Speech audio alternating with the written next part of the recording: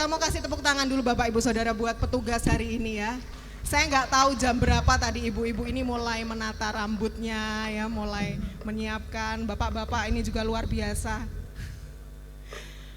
Haleluya, puji Tuhan.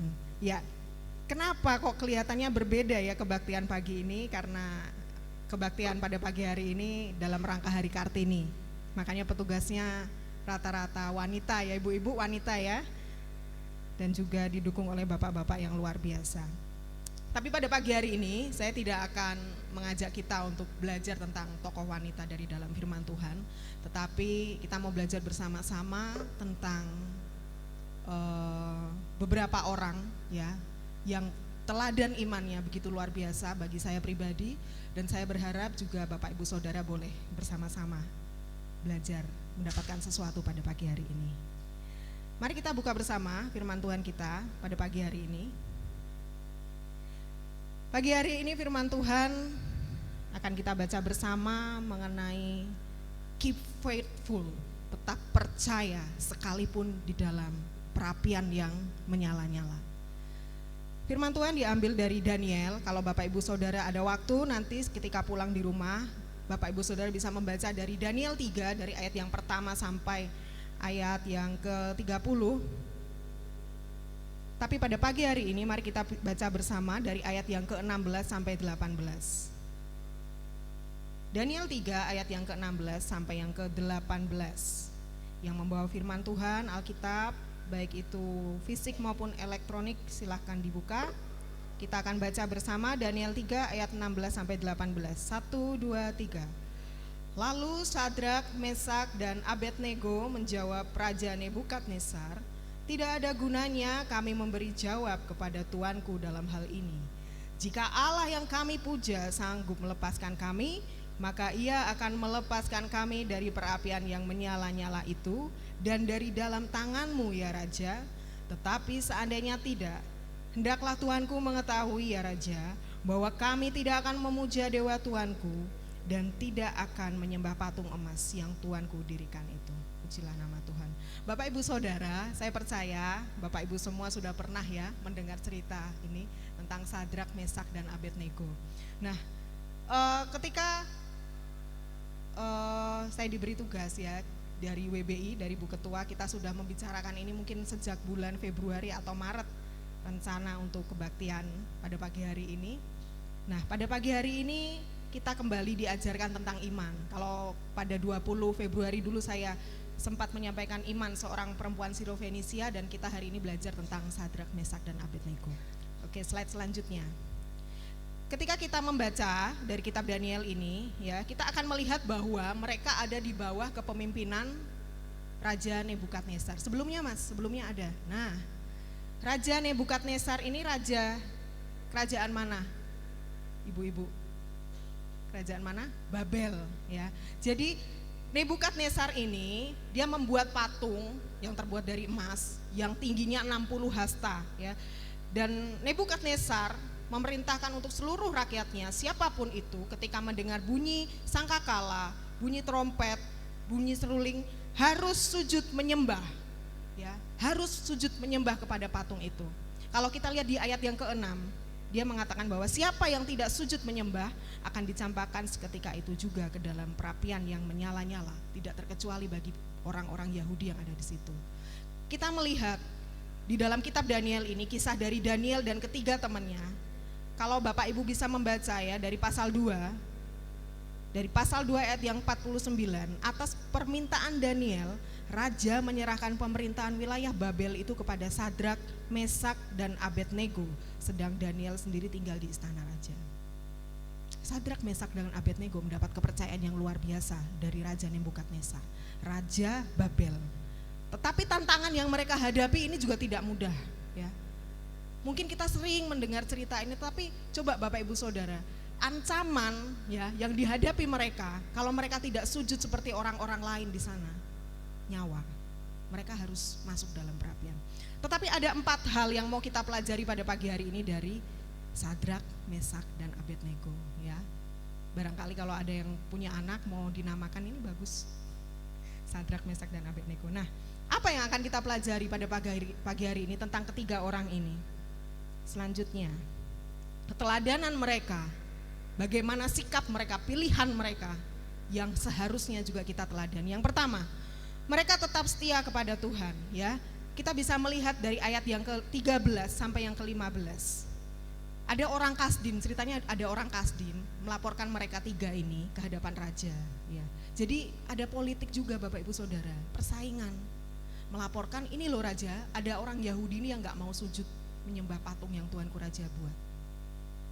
Dengan usaha ini berharap mendapat hatinya raja, ya. Ayat yang ke-12 berkata bahwa ada beberapa orang Yahudi yang kepada mereka telah Tuanku berikan pemerintahan atas wilayah Babel, yakni Sadrak, Mesak, dan Abednego.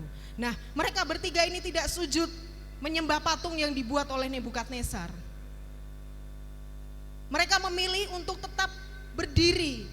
Mengapa? Karena mereka tahu siapa yang seharusnya mereka sembah. Mereka tetap setia sekalipun dalam keadaan yang sulit. Next. Gak mudah Bapak Ibu Saudara. Bahkan dengan ancaman yang diberikan raja pada masa itu. Belum mas, jangan buru-buru mas. Mereka tetap menyembah pada Tuhan mereka, ya. Kemarin saya coba melihat di YouTube, ya, visualisasi bagaimana, tapi saya tidak akan tampilkan pada pagi hari ini karena terlalu lama videonya. Bagaimana mereka tetap teguh memegang prinsipnya bahwa yang harus mereka sembah hanya Tuhan Allah mereka, bukan kepada patung, bukan kepada raja. Nah, Bapak Ibu Saudara, mungkin keadaan yang kita alami hari-hari ini tidak se ekstrim yang dialami oleh Sadrak, Mesak, dan Abednego. Tetapi saya percaya kita semua punya tantangan-tantangan yang kita hadapi dalam pekerjaan, ya, dalam pekerjaan, dalam pelayanan, dalam kehidupan sehari-hari. Mungkin kadang kita dihadapkan pada pilihan-pilihan yang sulit. Kita kompromi enggak nih? Enggak apa-apalah, kompromi sedikit. Teman-teman juga begitu. Kira-kira kita akan memilih apa? Apakah kita mau tetap setia pada Tuhan atau kita mau sama aja kayak teman-teman yang lain? Ya. Ketika kita di dalam pergumulan, ketika kita dihadapkan pada situasi-situasi yang sulit, apakah saya harus mengambil keputusan sesuai dengan keinginan saya? Apakah saya harus mengambil keputusan sesuai kehendak Tuhan? Susah Bapak Ibu Saudara, seringkali sulit bagi kita untuk membedakan kehendak Tuhan itu yang seperti apa. Ketika kita mengambil keputusan, bagaimana kita tahu kehendak Tuhan yang mana?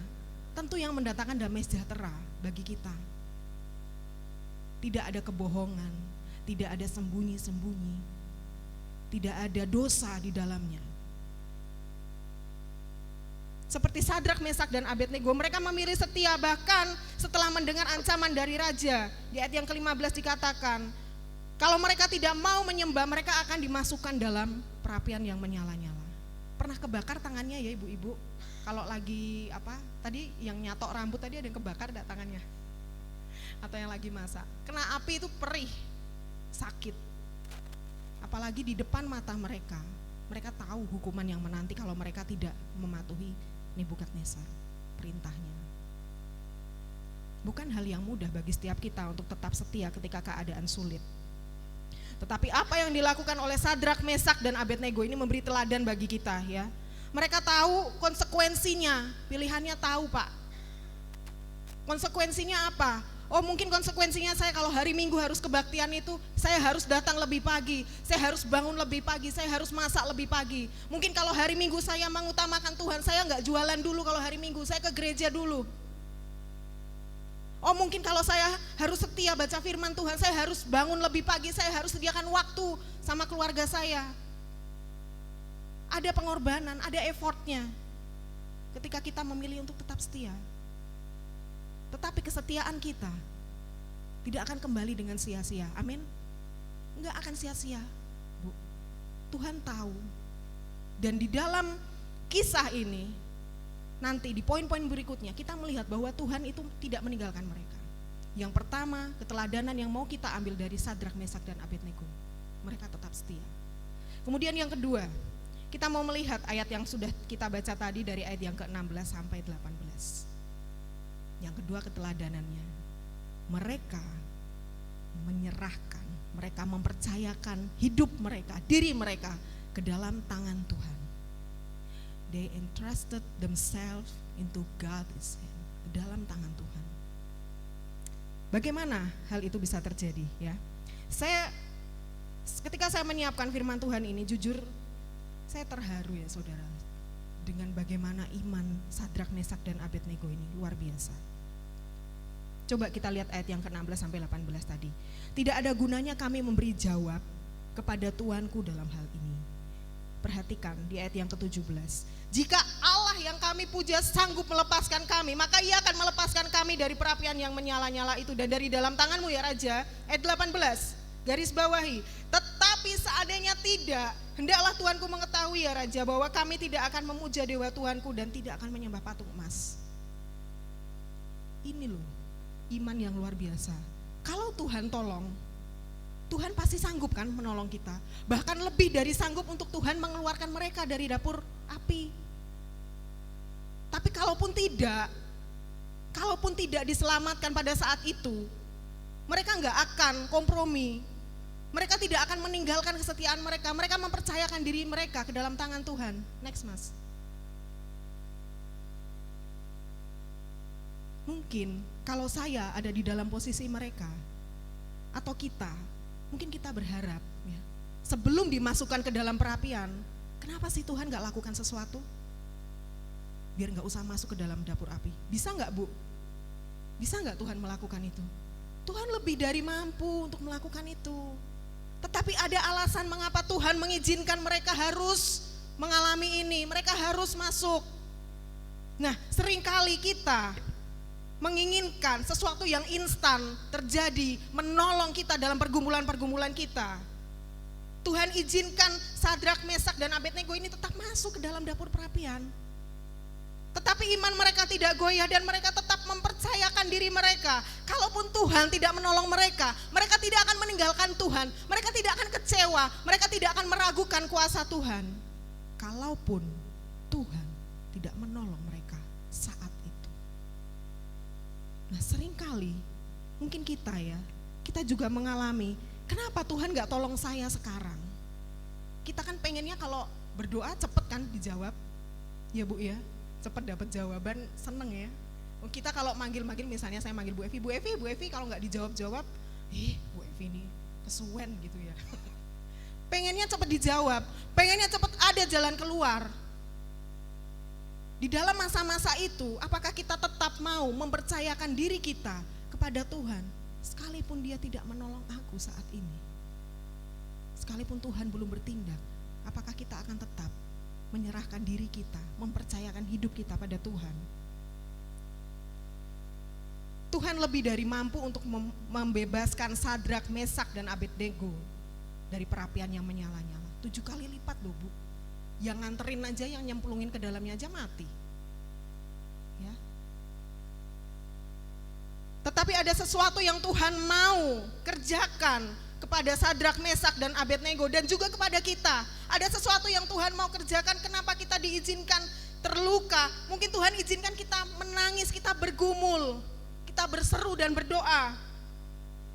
Tuhan mau ada sesuatu yang terjadi bagi kita karena Dia punya rencana yang terbaik, yang lebih baik dan lebih indah dari yang dapat kita bayangkan. Pada saat itu saya percaya Sadrak, Mesak dan Abednego juga belum tahu Bu endingnya nanti gimana. Mereka belum bisa memastikan apa yang terjadi setelah itu. Tetapi mereka tetap teguh pada pilihan mereka. Mereka percaya sama Tuhan, imannya. Kalaupun Tuhan tidak membebaskan kita pada masa-masa ini, pada saat-saat ini, apakah kita tetap mau setia? Apakah kita tetap mau mempercayakan diri kita ke dalam tangan Tuhan? Atau kita sibuk mencari pertolongan dengan cara kita sendiri? Jujur saya bukan orang yang mudah untuk kalau bergumul tuh mudah. Kalau orang bilang tuh pasrah bongkoan ya. Pasrah bongkoan Bu, pasrah aja sama Tuhan. Ya betul, seharusnya demikian. Tetapi dalam pergumulan-pergumulan akhir-akhir ini yang saya hadapi, saya seringkali terus mengusahakan cara yang saya bisa lakukan. Oh mungkin gini ya, mungkin gitu ya, saya coba ini coba itu. Tetapi hal-hal yang saya coba pada akhirnya menunjukkan pada saya bahwa saya ini terbatas. Nah mungkin seringkali kita juga seperti itu. Kita coba menolong diri kita sendiri karena mungkin kita gak sabar menantikan pertolongan Tuhan. Tetapi keteladanan dari Sadrak, Mesak, dan Abednego ini mengajarkan kita bahwa mereka mempercayakan diri mereka ke dalam tangan Tuhan. Karena mereka tahu siapa yang mereka sembah. Karena mereka tahu bahwa Tuhan yang mereka sembah itu sanggup untuk menyelamatkan mereka. Mungkin tidak saat ini, mungkin belum, tapi mereka percaya. Kita percaya bahwa kita memiliki Tuhan yang sanggup melepaskan kita dari pergumulan kita. Ya, saya percaya kita semua punya pergumulan toh, anak kecil aja punya masalah. Ya. Karen itu masalahnya apa? Masalahnya kalau nyari mamahnya ya, kayak pagi ini saya bergumul, makanya saya nggak sempat sanggul menyanggul ya, karena ngurusi anak dulu, ngurusi macam-macam dulu. Ya. Pergumulan anak kecil aja ada, apalagi pergumulan kita. Demikian juga yang dihadapi oleh Sadrak, Mesak, dan Abednego pada masa itu. Ya, dapur perapian ada di depan mereka. Mereka tahu panasnya kayak apa, ancaman seperti itu, tetapi mereka memilih untuk tetap mempercayakan diri mereka ke dalam tangan Tuhan. Yang ketiga, apa yang mau kita teladani dari mereka? Di dalam pergumulan, di dalam perapian yang menyala-nyala, di dalam kesulitan, ancaman terhadap nyawa mereka, Tuhan hadir, Tuhan ada, menyertai mereka dalam perapian yang menyala-nyala itu. Tuhan menyertai mereka dalam pencobaan. Kalau kita melihat dari ayat yang ke-19 sampai yang ke-23, kita baca di situ, ketika mereka dimasukkan ke dalam perapian, Tuhan hadir di sana. Kondisinya membaik gak? Kalau kita baca di dalam ayat yang ke-19 sampai 23. Berubah? Apakah sudah berubah kondisinya yang mengancam Sadrak, Mesak, dan Abednego? Belum berubah, Bu. Belum ada tanda-tanda kayaknya Tuhan kok belum tolong. Bahkan kenyataannya ya, raja marah, mukanya berubah. Kalau kita baca ayat yang ke-19 sampai 23. Raja menjadi sangat marah, raut mukanya berubah. Perapian dipanaskan 7 kali lipat. Sangat panas, sampai orang-orang yang melemparkan mereka mati. Kondisi belum berubah, bahkan kondisi semakin buruk. Kita lihat di sini, kondisinya memburuk. Perapiannya aja dipanaskan 7 kali lipat. Sepertinya kok Tuhan belum tolong ya? Belum ada tanda-tanda pertolongan Tuhan itu datang. Tetapi kita mau lihat di sini bahwa Tuhan ada bersama dengan mereka ketika mereka ada di dalam dapur perapian. Di ayat yang ke-24 dan ke-25 kita melihat bersama bagaimana Tuhan hadir bersama Sadrak, Mesak, dan Abednego. Tapi ketiga orang ini, yakni Sadrak, Mesak, dan Abednego, jatuh ke dalam perapian yang menyala-nyala itu dengan tangan terikat. Dan raja terkejut. Bukankah 3 orang yang telah kita campakkan dengan terikat ke dalam api itu?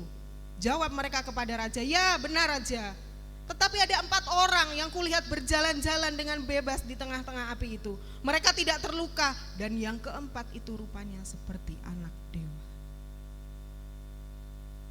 Mungkin di masa-masa ini ya, kita tidak melihat perubahan saat ini dalam pergumulan kita. Bu, saya tuh sudah berdoa lama banget loh, tahunan loh. Saya bergumul untuk hal yang sama, tapi kok belum ada yang berubah ya? Kok belum ada tanda-tanda perubahan sama suami saya? Kok suami saya tuh masih susah Bu diajak doa bersama-sama? Kok suami saya masih jarum super. Apa jarum super? Jarang di rumah, suka pergi. Kok belum ada perubahan tentang kondisi rumah tangga saya? Bahkan semakin gak enak Bu rasanya. Tetapi kita mau percaya seperti apa yang Tuhan kerjakan pada Sadrak, Mesak, dan Abednego. Mereka itu tidak sendirian Bu. Memang mereka ada di dalam perapian itu.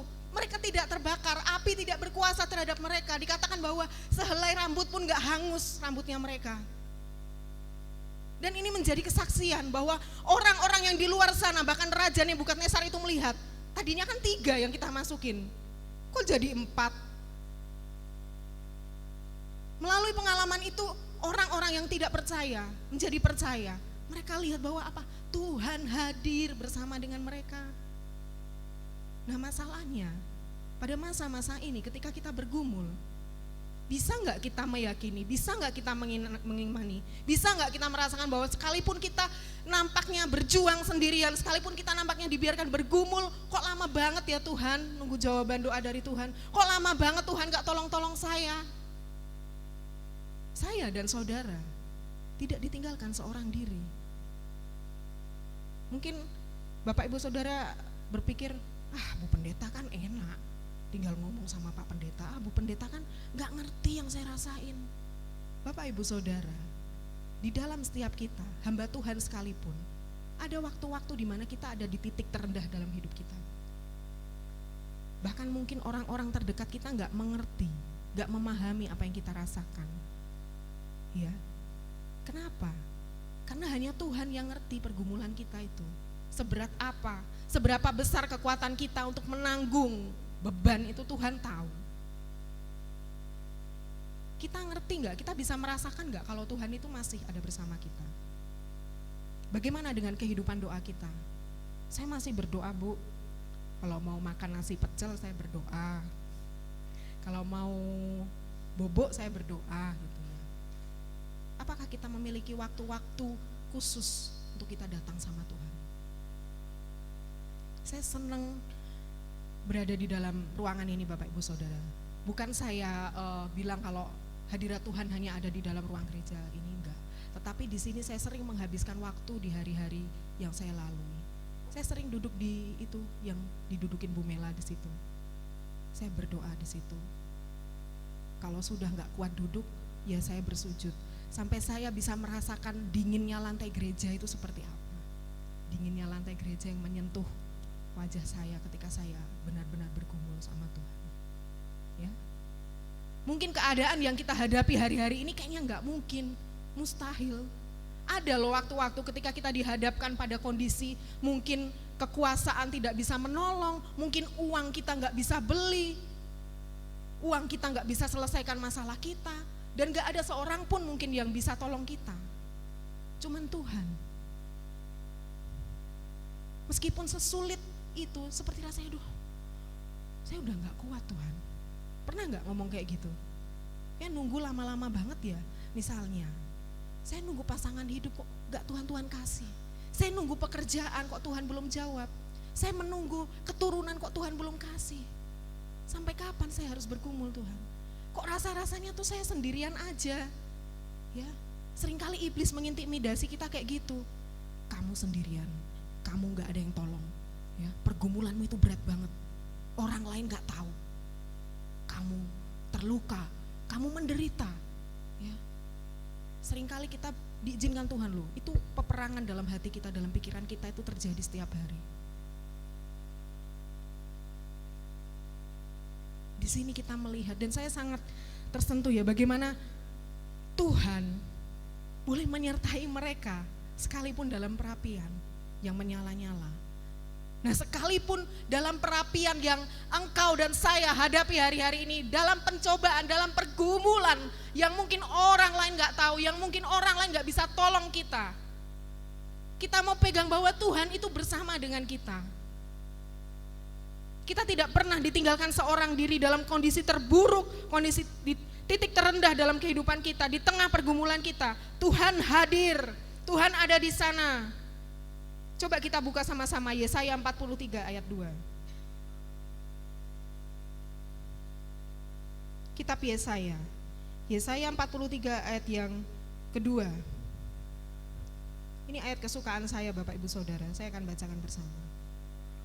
Apabila engkau menyeberang melalui air, aku akan menyertai engkau.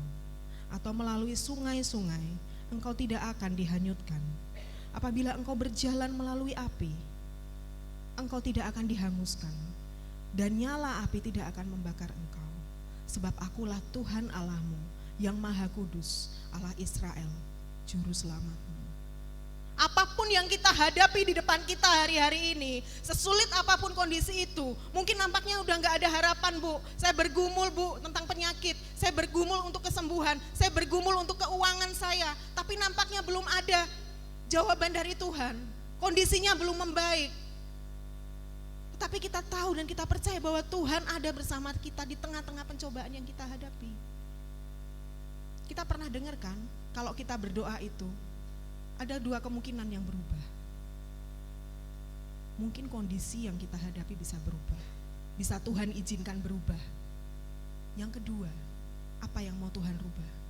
Kita, diri kita, hati kita ini yang mau Tuhan rubah. Sadrak, Mesak, dan Abednego tahu bahwa Tuhan bersama dengan mereka. Tuhan ada loh di dalam perapian yang menyala-nyala itu, dan itu menurut saya itu bukti kasih yang luar biasa, bukti kehadiran Tuhan yang sangat indah, yang bahkan membuat saya begitu terharu menyiapkan firman Tuhan ini. Kondisi mungkin belum membaik, ya. Mungkin pergumulan kita belum dijawab, tapi satu hal yang mau kita pegang, Tuhan bersama dengan kita. Ketika engkau menangis, ketika engkau tersakiti, ketika engkau tertindas, Tuhan ada bersama dengan kita. Seperti Tuhan juga menyertai Sadrak, Mesak, dan Abednego. Yang keempat, apa yang mau kita lihat dari teladan Sadrak, Mesak, dan Abednego? Tuhan datang untuk mereka. Tuhan datang untuk menyelamatkan mereka. Di ayat yang ke-26 dan ke-27, ketika mereka diizinkan untuk masuk ke dalam dapur perapian, kita lihat akhirnya raja memerintahkan untuk mereka keluar. Lalu Nebukadnezar mendekati pintu perapian yang menyala-nyala, itu ayat 26. Bapak Ibu Saudara bisa baca bersama-sama. Sadrak, Mesak, dan Abednego, hamba-hamba Allah yang maha tinggi, keluarlah dan datanglah kemari. Lalu keluarlah Sadrak, Mesak, dan Abednego dari api itu. Dan para wakil raja, para penguasa, dan semua orang yang ada di sana mendapati bahwa rambut di kepala mereka tidak hangus, jubah mereka tidak berubah apa-apa, bahkan bau kebakaran pun tidak ada pada mereka.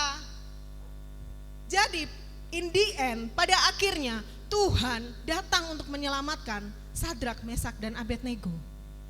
Akhirnya mereka keluar kan, mereka Tuhan izinkan keluar dari perapian yang menyala-nyala itu dengan kondisi yang sangat baik. Bukan hanya hidup, tetapi api sedikit pun tidak membakar apa yang ada dalam diri mereka, baik rambut, jubah. Pada akhirnya Tuhan itu setia, sama seperti Dia datang untuk Sadrak, Mesak, dan Abednego, demikian juga Dia akan datang untuk engkau dan saya. Demikian juga Tuhan akan menyelamatkan kita dari masalah kita, membebaskan kita mungkin dari beban yang kita rasakan selama ini.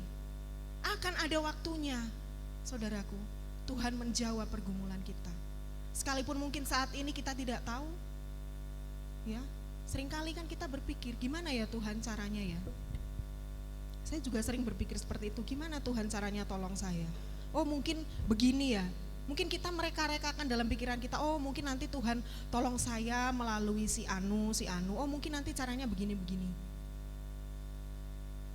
Yeremia mengatakan dalam Yeremia, bahwa apa yang Tuhan rancangkan bagi kita itu yang terbaik. Bahkan sejauh langit dari bumi.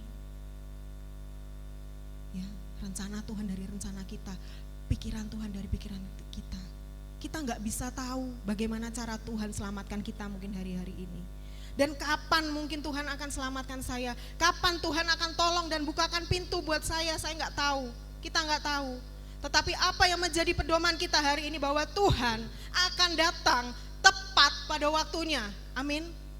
Tuhan akan menyelamatkan engkau dan saya, Dia akan membebaskan, Dia akan menghapus air mata kita. Di dalam ratapan ya, dikatakan bahwa Dia akan datang. Dia akan datang sepasti fajar. Makanya ada pujian yang bilang kan, Dia akan datang sepasti fajar, gantikan malam, hapuskan air mata. Ketika kita menantikan waktu itu, apa yang harus kita lakukan? Seperti Sadrak, Mesak, dan Abednego ini, mereka tetap menantikan Tuhan karena mereka tahu bahwa Tuhan datang untuk membebaskan mereka. Coba kalau kita pikirkan ya, misalnya Tuhan selamatkan mereka di awal sebelum mereka masuk dalam perapian, bisa toh? Bisa. Tetapi melalui kisah ini ada banyak orang yang menjadi percaya pada Tuhan. Ada banyak orang yang menyaksikan bagaimana kuasa Tuhan, bagaimana Tuhan hadir di tengah-tengah perapian yang menyala-nyala itu, bagaimana Tuhannya Allahnya orang Israel, Tuhan yang disembah Sadrak, Mesak, dan Abednego itu sanggup menyelamatkan mereka. sekalipun dalam perapian yang menyala-nyala. Loh, perapian yang menyala-nyala itu kan di luar kendalinya Sadrak, Mesak, dan Abednego toh. Ya Bapak Ibu, mereka kan terbatas, sama seperti kita. Dagingnya bisa terbakar, kena api aja kita perih, panas, langsung beli salep. Apalagi mereka harus masuk ke dalam perapian. Mari kita mau belajar bersama 4 hal tadi. Next. 4 hal yang harus ingat pada pagi hari ini. Kita ingat bersama-sama. Ketika kita mungkin saat-saat ini ya, kita menghadapi pergumulan Bu, kesulitan Bu, kita sedang dalam kondisi terjepit, kita sedang dalam kondisi harus memutuskan sesuatu yang sama-sama sulitnya. Dan gak ada seorang pun mungkin yang bisa tolong Anda dan saya, kecuali Tuhan. Mungkin kita sedang berdoa dan sepertinya doa-doa kita tuh kok kayaknya doaku tuh cuman natap atap-atap rumah aja Bu. Kayaknya doa saya gak sampai ke surga, Tuhan kok gak jawab-jawab. Kita ingat 4 hal tadi. Yang pertama, kita pilih untuk tetap setia. Pilihan untuk tetap setia itu gak mudah Bapak Ibu Saudara.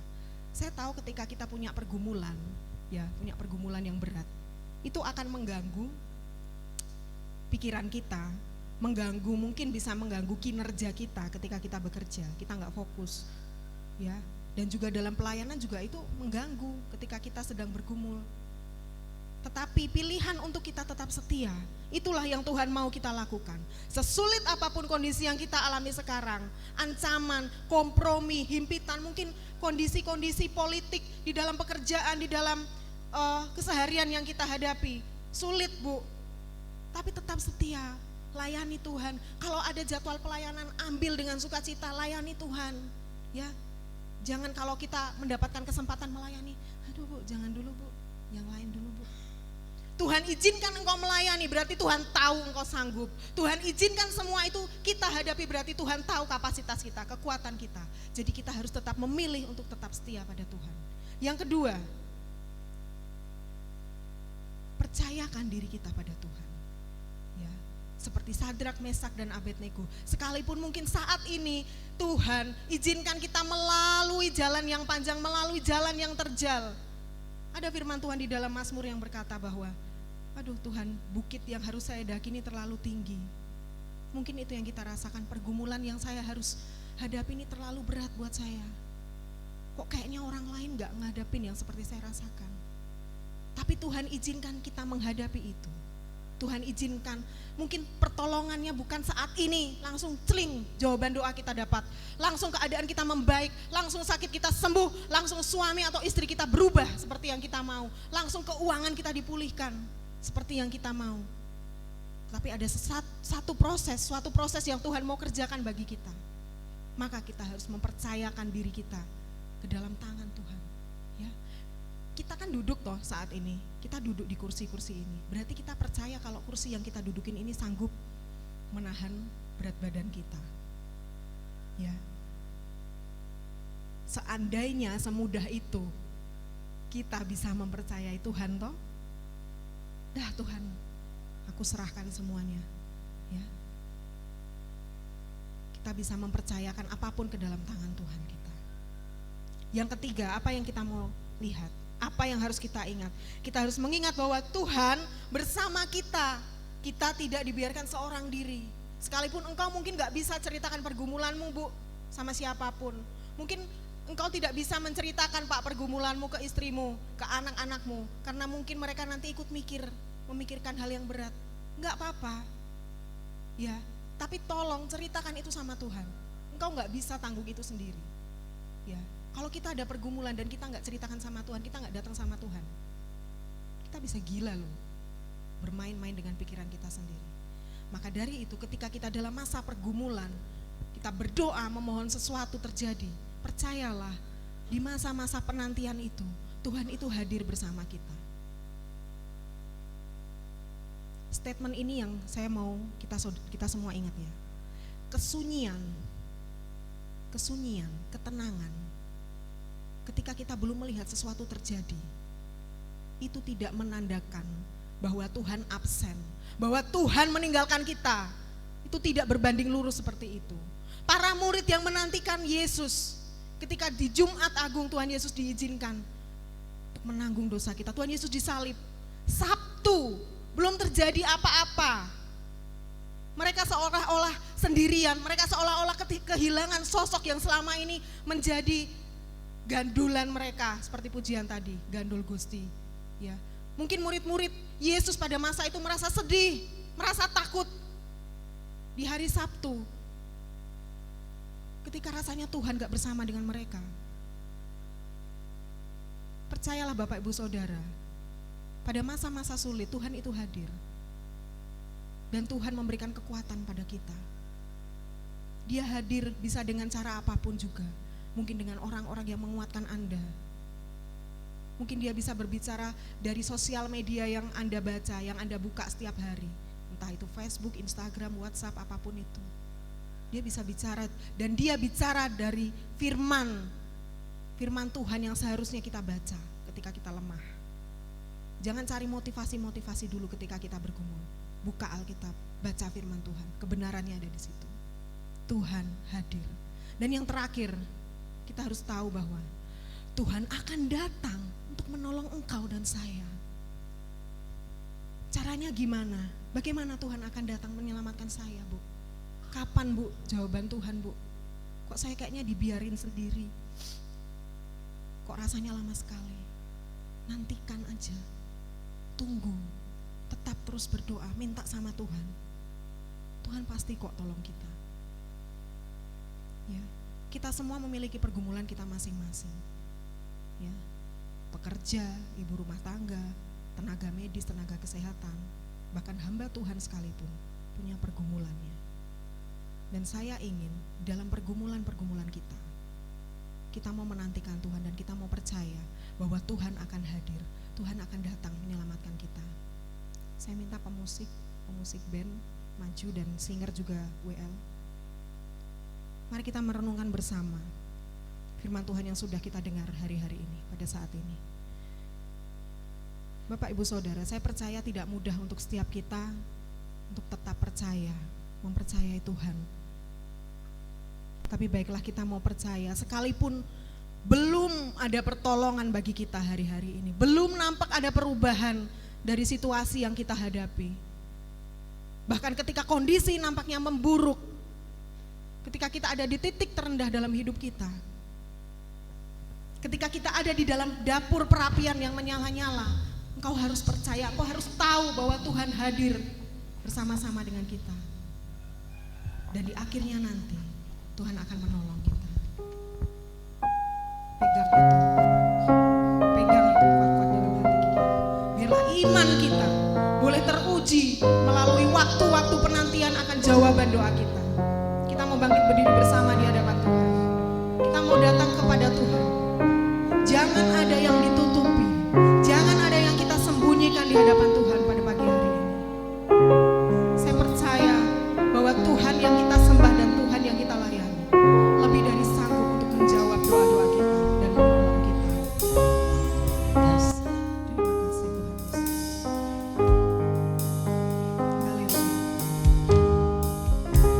Dan selalu Tuhan menjawab doa.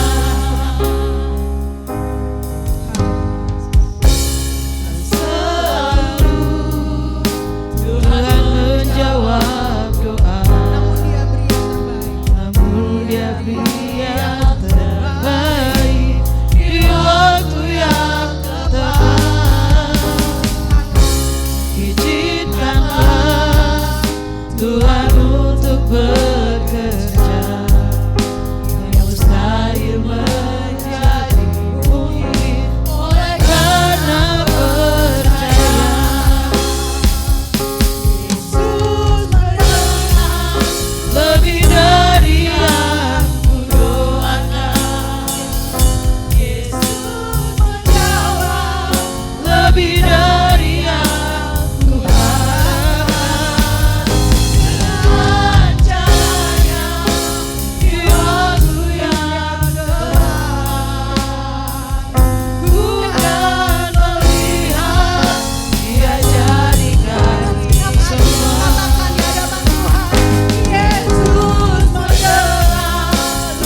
dari yang ku doakan, Yesus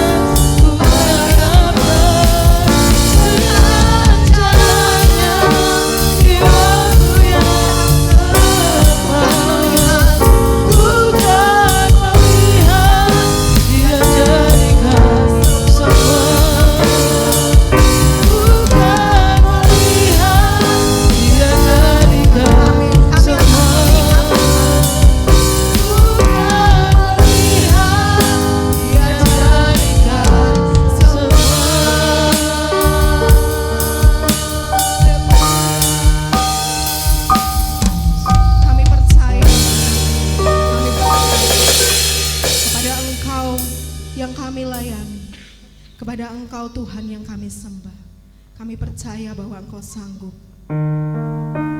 Mungkin saat ini Engkau izinkan kami Tuhan ada di dalam perapian yang menyala-nyala. Mungkin saat ini Tuhan izinkan kami untuk menghadapi pergumulan kami. Tetapi kami percaya bahwa Engkau hadir. Kami mau mempercayakan diri kami, hidup kami ke dalam tangan Tuhan yang kuat. Karena kami tahu Tuhan yang kami sembah. Kami tahu siapa yang kami percaya, yaitu Tuhan Yesus yang sanggup membebaskan kami. Engkau yang telah bangkit mengalahkan maut Tuhan. Bukanlah hal yang mustahil, bukanlah hal yang sulit bagimu untuk menolong setiap kami yang hadir pada pagi hari ini Tuhan Yesus. Apapun pergumulan kami hari-hari ini, apapun pilihan-pilihan yang sulit dalam hidup kami, tantangan-tantangan yang kami hadapi Bapa, kami mengambil kesempatan pada pagi hari ini untuk kami tetap setia. Kami mau meneladani Sadrak, Mesak, dan Abednego, iman mereka, keteguhan hati mereka, bahwa kami percaya Tuhan kami akan menolong kami. Terima kasih Tuhan Yesus, terima kasih Tuhan Yesus. Hadirlah selalu Tuhan bersama dengan kami Tuhan. Jangan pernah tinggalkan kami ya Tuhan. Terus pegang tangan kami, pegang kendali dalam kehidupan kami ya Bapa. Haleluya Yesus. Terima kasih. Pada saat ini ya Bapa, kami membawa hati kami dengan ucapan syukur. Kami akan memberikan persembahan kami yang terbaik, kesepuluhan kami yang seharusnya adalah bagian-Mu Tuhan.